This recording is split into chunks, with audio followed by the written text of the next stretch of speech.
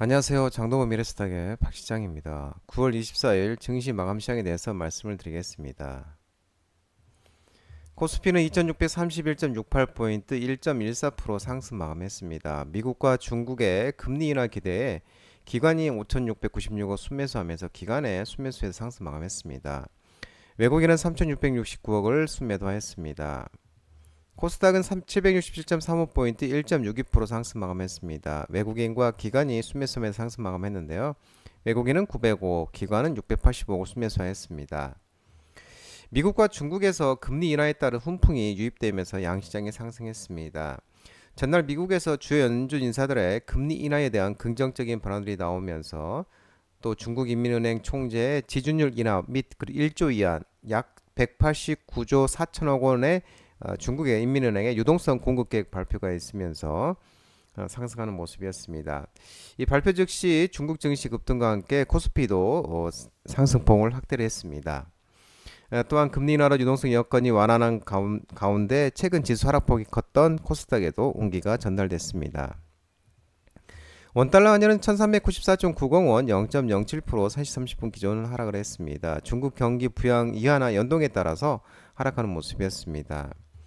오늘 테마 시장을 살펴보면은 간만에 2차전지, 전기차, 리튬 관련 종목들의 강세가 두드러졌습니다. 테슬라가 3분기 전기차 인도량 예상치 상해 전망 소식이 나오면서 SK이노베이션, LG에너지솔루션, 삼성 SDI, LNF, 엔캠, 동아기업, 에코프로, 포스코 퓨처엠, 에코프로비엠 등 전기차, 2차전지, 리튬, 전기차 관련 종목들의 상승세가 두드러졌습니다. 테슬라가 올해 3분기 전기차 인도량 시장 예상치를 웃돌리면서 4.93% 상승 마감했습니다.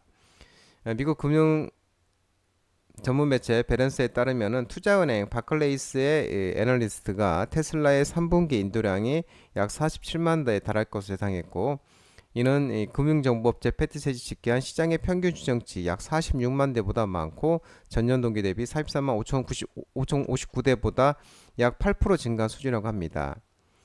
앞서 테슬라는 올해 1분기 38만 6,810대를 2분기에는 44만 3,956대를 인도해서 두 개 분기 연속으로 전년 동기 대비 감소한 실적을 기록한 바 있습니다.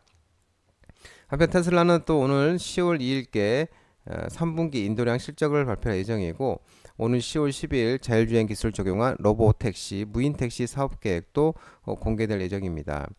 아울러 또 미국의 민주당 대선 후보 해리스가 공화당 대선 후보 트럼프 전 대통령의 지지율 격차가 대선 TV 토론이 확대되고 있다는 등 해리스 부통령 당선 기대감이 지속되면서 친환경 에너지 관련 종목들의 상승을 보인 것도 긍정적으로 작용하는 모습이었습니다. 풍력 태양광 관련 종목도 또 마찬가지 친환경 관련주로서 해리스 부통령 당선 기대감이 지속되면서 CS 베어링, 대명에너지, 태웅, 유니슨, CS 윈드, 하나솔루션, HD현대에너지솔루션 등 풍력 태양광 에너지 종목들도 반등이 상승하였습니다. 앞서 이제 말씀드린 것처럼 TV 토론 이후에 대선 격차가 해리스와 트럼프가 더 확대되고 있으면서 미국 CBS 뉴스 여론조사 기관 입소스가 18일에서 20일 미국 등록 유권자 3,129명을 대상으로 실시했는데 22일 공개한 결과에 따르면 52%가 민주당 대선 후보 해리스를 부통령을 찍겠다고 응답을 했고, 또 7개 경합주의 투표 의향이 있는 유권자를 대상으로 한 조사에서는 해리스가 51%, 트럼프가 49%에서 2%포인트 차이를 보이고 있습니다. 또한 해리스가 25일 현지 시간으로 새로운 경제정책을 발표할 예정인데, 대선 최대 격전지로 꼽히는 펜실베니아주 피츠버그를 방문한 자리에서 발표할 가능성이 높은 가운데, 이번에 발표된 정책이 중산층을 겨냥해서 경제적 기회를 확대하고 기업들이 이를 지원할 수 있도록 인센티브를 제공하는 내용을 담고 있을 것으로 예상되고 있습니다. 딥페이크 보안주 관련 종목들의 상승세를 했다가 차익신호로 밀리는 모습이었습니다. 딥페이크 성범죄 방지법이 국회 상임위원회 통과 소식이 나오면서 센즈랩, 크라우드웍스, 플랜티넷, 모니터랩, 신CA 등 딥페이크 보안주 관련 종목들이 상승 속에 차익실에 나오면서 밀렸습니다. 이 딥페이크 기술 이용 디지털 성범죄에 대한 처벌 강화를 골자로 하는 딥페이크 성범죄 방지법이 국회 상임위를 통과를 했습니다. 국회 여성가족위원회가 전체회의를 열고 아동 청소년의 성보호에 관한 법률, 청소년 성보호법, 성폭력 방지 및 피해자 보호 등에 관한 이 법률 성폭력 방지법 개정안을 의결을 했습니다. 이 청소년 성보호법 개정안은 성착취물을 이용한 아동 청소년 대상 협박 강요 범죄의 처벌 규정을 신설을 하고 현행 성폭력 처벌법보다도 무겁게 처벌하도록 했으며 딥페이크를 이용한 디지털 성범죄에 긴급한 수사가 필요할 경우 경찰관이 상급 부서 등의 사전 승인 없이 긴급 신분 비공개 수사를 할 수 있다는 내용을 담은 것으로 알려지고 있고, 이 해당 법안은 이 법제사법위원회 심의 의결을 거쳐서 26일 날 10월 26일 본회의에 처리될 예정입니다. 또 프라와 운전자들에 대한 데이터를 수집 가능한 가능성이 있다는 우려 때문이라고도 전해지고 있는 모습입니다. 이거 제가 잘못 말씀드렸습니다. 이건 잘못되겠습니다. 이 법제사법 심의 의결을 거쳐 오늘 26일 본회의에서 처리될 예정입니다. STO 토큰 증권 발행 관련 종목들이 오늘 또 반등이 있었는데요. 또 차익실에 나오는 모습이었습니다. 토큰 증권 법제화 기대감이 다시 지속되면서 핑거, K옥션, 뱅크 에어글로벌, 서울옥션의 반등에 있다가 또 차익실로 밀리는 모습이었습니다. 22대 국회 첫 정기국회 주요 추진 법안으로 토큰 증권, ST 발행 유통 제도화를 위한 주식 사채 등의 전자등록에 관한 법률, 전자증권법과 자본시장과 금융투자에 관한 법률, 자본시장법 개정안을 제시했다는 소식이 전해지고 있습니다. 이 가운데 전자증권법 개정안이 21대 국회에서 폐기된 법안이지만 최근 여야 의원들이 토큰증권 법제에 대한 공감대를 형성한 만큼 이번 국회에서도 통과될 가능성이 높아질 것으로 알려지고 있는 모습입니다.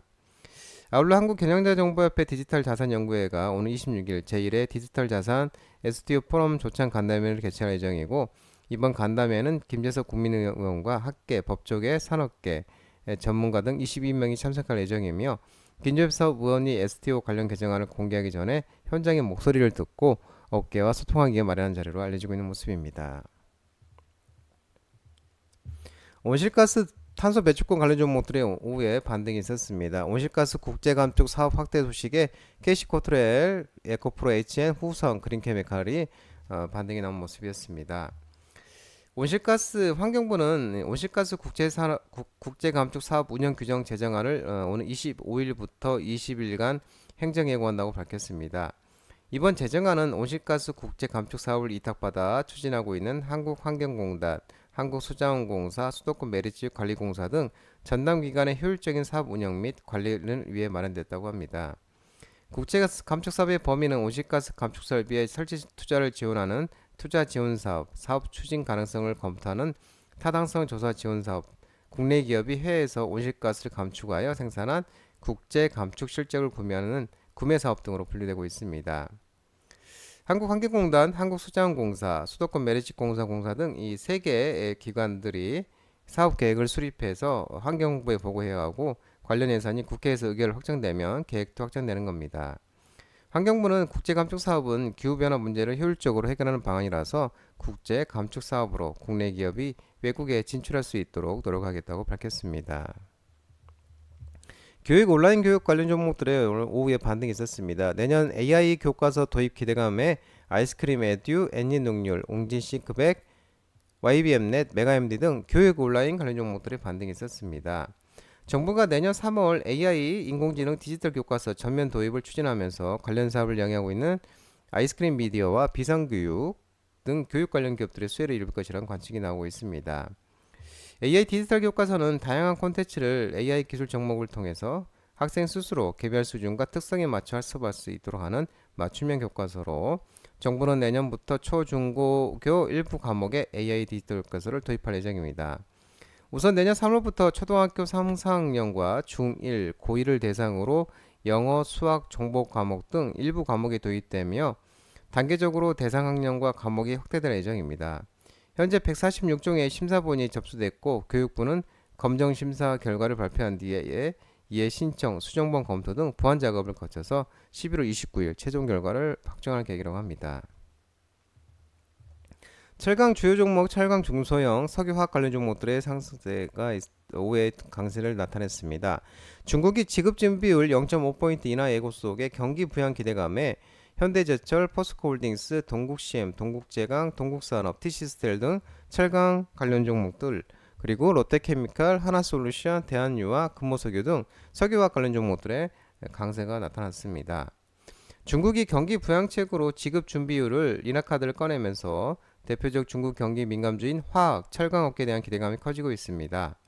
중국 인민총재가 금일 금무원 신무판공실 주최로 열린 금융당국 합동 기자회견에서 조만간 지준율을 0.5포인트 낮춰서 금융시장에 장기 유동성 1조 이하는 제공할 것이라고 밝혔습니다.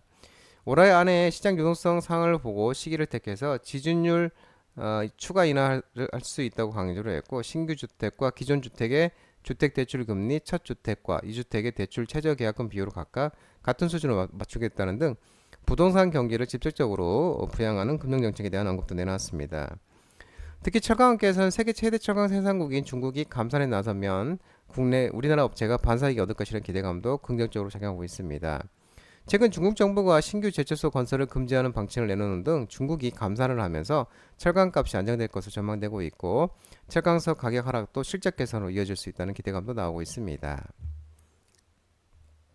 자율주행차 관련 종목들의 일부도 반동이 있었는데요. 중국 알리바바가 엔비디아와 자율주행 기술 협력 소식이 나오면서 세코닉스, 시오소프트테크, 칩셋미디어, 퀄리타스 반도체, 텔레칩스 등 자율주행 관련 종목들의 반등이 있었습니다. 중국 알리바바가 미국 엔비디아와 첨단 자율주행 솔루션 컴퓨팅 서비스에 협력하고 있다고 전해지고 있는데, 알리바바 클라우드가 지난 20일 중국에서 개막한 앞사라 컨퍼런스에서 엔비디아와 공동 개발한 자동차 애플리케이션 대형 멀티모달 모델 LLM을 공개를 했습니다. 알리바바 클라우드의 거대 언어 모델 LLM과 Q1이 엔비디아의 자율주행 차량용 드라이브 AGX 올인 플랫폼에 통합된 것입니다.